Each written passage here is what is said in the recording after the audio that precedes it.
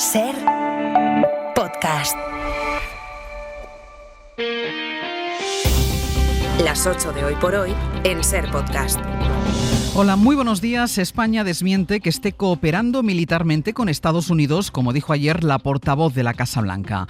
El gobierno de Donald Trump salió a decir que después de su reprimenda las cosas habían cambiado y España sí estaba cooperando con ellos en la operación contra Irán. Pero el ministro Álvarez fue muy rotundo anoche aquí en la SER en Hora 25. Será la portavoz de la Casa Blanca, pero yo soy el ministro de Asuntos Exteriores del gobierno de España y le digo que nuestra posición sobre el uso de las bases, sobre la guerra en Oriente Medio, sobre los bombardeos en relación a Irán, no ha cambiado en absoluto. La relación entre España y Estados Unidos se tensa más todavía después de que Trump acusara a España de ser un aliado terrible y amenazara con cortar toda la relación comercial con nuestro país. A la espera de saber en qué concreta Washington esa amenaza, si es que la concreta, Sánchez resumió en el no a la guerra su posición del gobierno. Dice que no será cómplice de un desgaste por miedo, de un desastre, dijo él, por miedo a las represalias de alguno, y criticó el servilismo ciego y servil. Sastre, buenos días. Buenos días, Barceló. Fue después de eso, ya por la tarde, cuando la portavoz de la Casa Blanca dijo que España sí estaba cooperando militarmente con ellos, algo que desmintió de inmediato la Moncloa y luego aquí en la SER el propio Álvarez. ¿Por qué iba a temer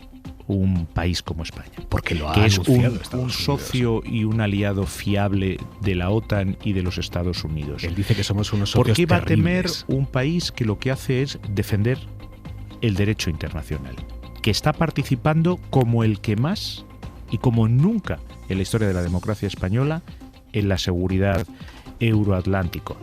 Lo raro es que temiéramos algo. Las 8 de hoy por hoy en Ser Podcast. Bueno, pues nuestra corresponsal en Estados Unidos preguntó al equipo de prensa de Donald Trump, les preguntó por este desmentido de Álvarez y en Washington se mantienen, se remiten al menos a lo que había dicho su portavoz corresponsal, Sara Canals. Buenos días. Buenos días. Preguntados por el hecho de que el gobierno español desmiente la versión de la portavoz Caroline Leavitt, el equipo de prensa de la Casa Blanca, en un breve correo electrónico, se ha remitido a sus declaraciones. The US military is coordinating with their counterparts in Spain. Aferrándose a esta versión, la de que España está dispuesta a cooperar con el ejército estadounidense. La Casa Blanca, sin embargo, está completamente centrada ahora en vender esta guerra al público estadounidense. El secretario de Guerra, Pete Hegseth, America is winning, decisively, devastatingly, and without mercy. compareció ayer para anunciar que Estados Unidos está ganando el conflicto de manera decisiva, devastadora y sin piedad, y la portavoz President Trump is finally the man of action. proyectaba a Donald Trump como un hombre de acción, alegando que las futuras generaciones recordarán este momento Future generations of Americans will look to this moment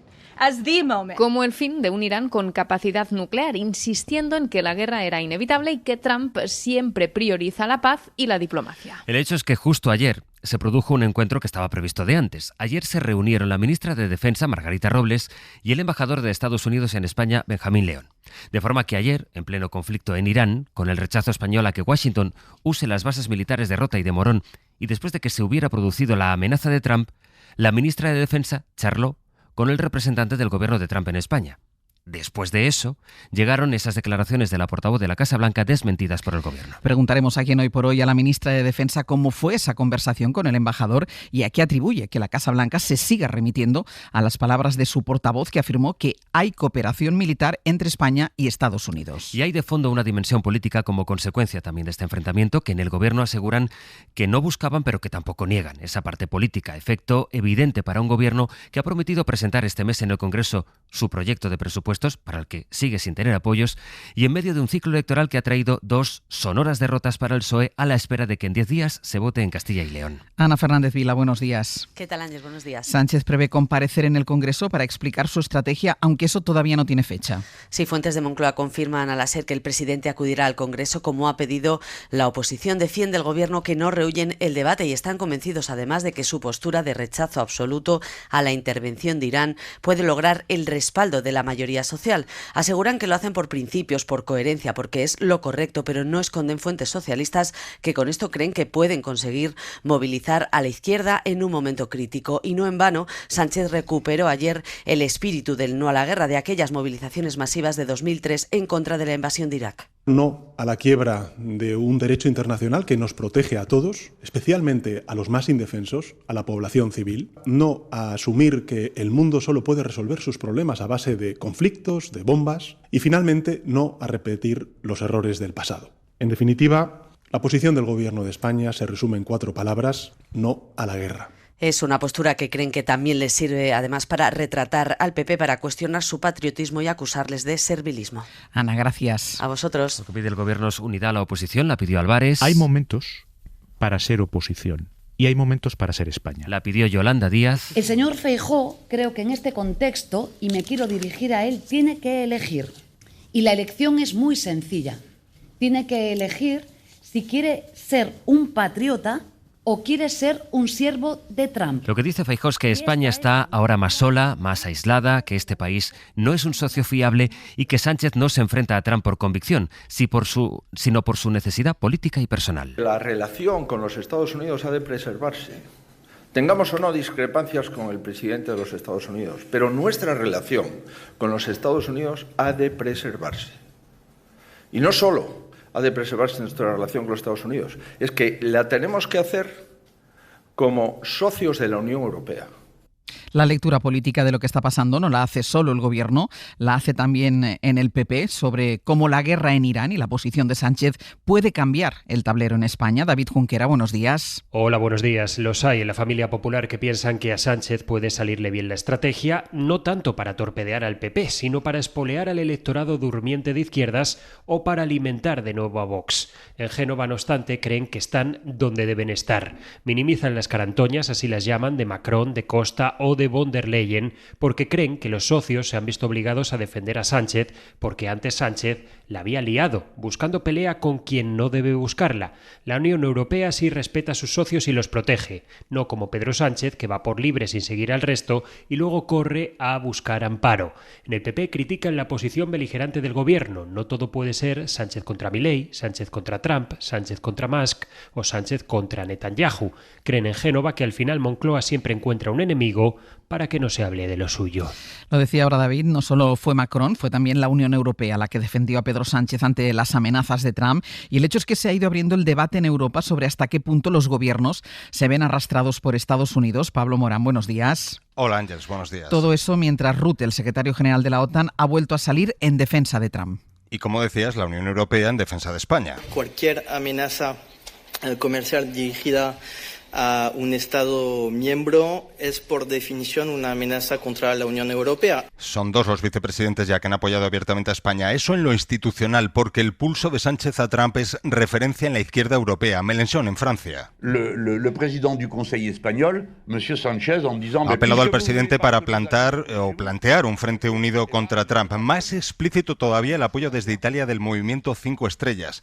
Escriben en redes: España está dando una lección de soberanía a los numerosos pseudo-soberanistas dispersos por toda Europa.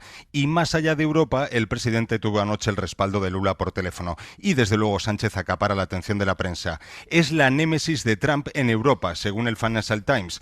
Para el Washington Post es la personificación de la resistencia europea, con guiños audaces como apelar al ataque de Irak de 2003.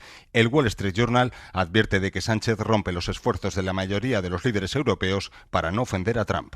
Pablo, gracias. Hasta ahora. Hay debate también en Portugal, porque el gobierno del conservador Luís Montenegro sí ha autorizado a Estados Unidos que utilice una de sus bases militares, la de las Azores, para la operación en Irán. Do ataque inicial dos Estados Unidos Dijo ayer Montenegro en el Parlamento de su país que Estados Unidos no informó de sus intenciones en el uso de esa base, y afirmó también el primer ministro que Portugal tiene una relación mucho más próxima con Washington. En Alemania, el canciller Merz justificó que no rechistara en el despacho Oval mientras Trump amenazaba a un socio europeo. Su gobierno alega que Merz sí defendió a España, aunque dicen que lo hizo en privado. Berlín, Carmen Viñas. El gobierno alemán insiste en que la Unión Europea permanece unida frente a las amenazas de Trump, a pesar del silencio que guardó el canciller Merz en el despacho Oval mientras sus escuchaba las andanadas del presidente estadounidense al gobierno de Sánchez.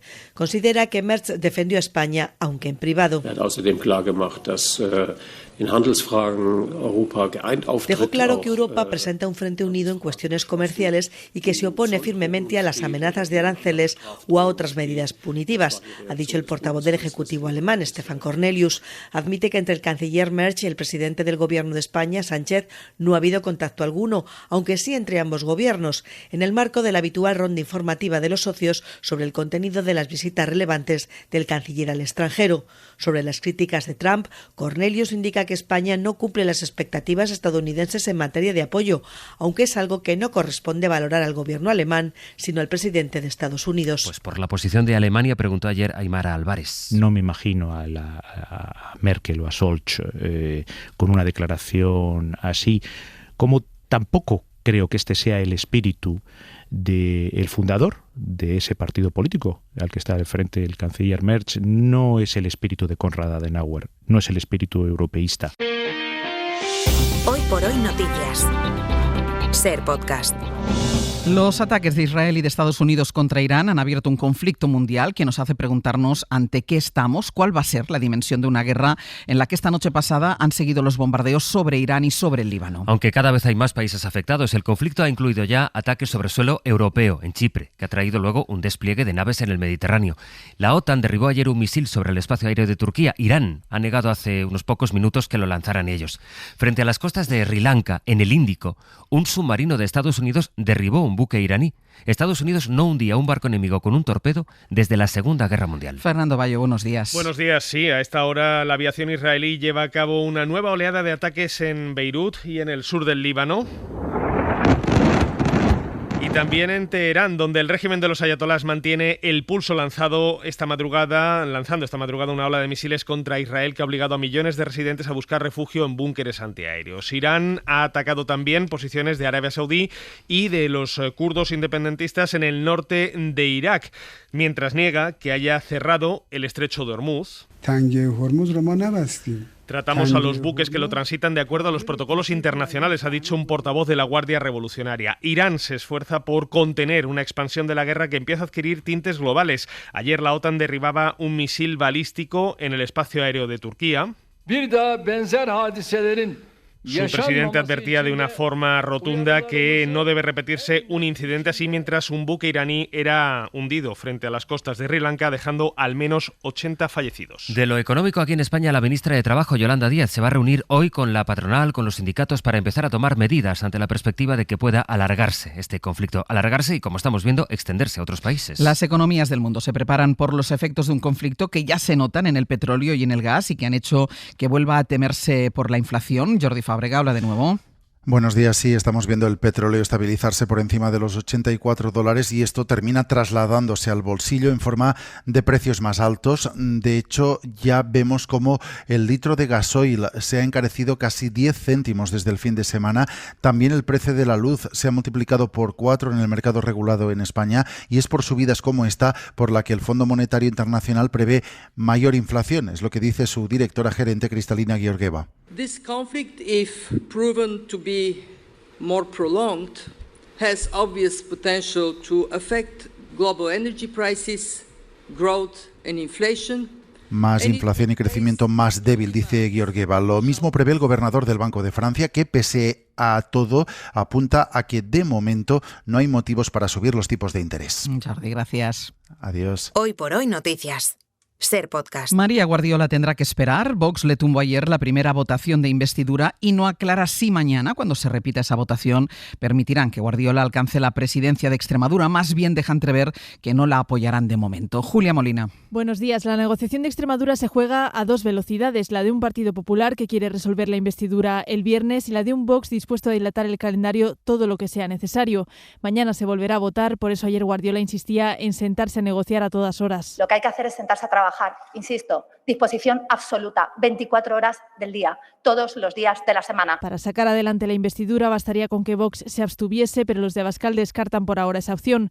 Quieren un acuerdo que les permita dar el sí y para eso piden más tiempo. Es difícil resolver en 2 días lo que no se ha resuelto en unos meses y yo por lo tanto creo que no hay que precipitarse. Hay otras oportunidades de investidura, si no es posible en las próximas horas. La ultraderecha no tiene prisa, pero el Partido Popular empieza a desesperarse. Acusan a Abascal de dilatar el acuerdo por las elecciones en Castilla y León y lo culpan del bloqueo. Si el viernes no hay investidura, insisten, será por responsabilidad de Vox. Y en Cuba se ha vuelto a producir un apagón masivo en pleno bloqueo de Estados Unidos. Esta vez dicen que ha sido causa de una avería. Berta Raventós. Buenos días. 6 millones de cubanos se han quedado sin luz este miércoles a causa de una avería en una de las principales centrales termoeléctricas del país. Tras más de 8 horas de apagón, solo el 6% de los clientes en La Habana recuperaban gradualmente la corriente.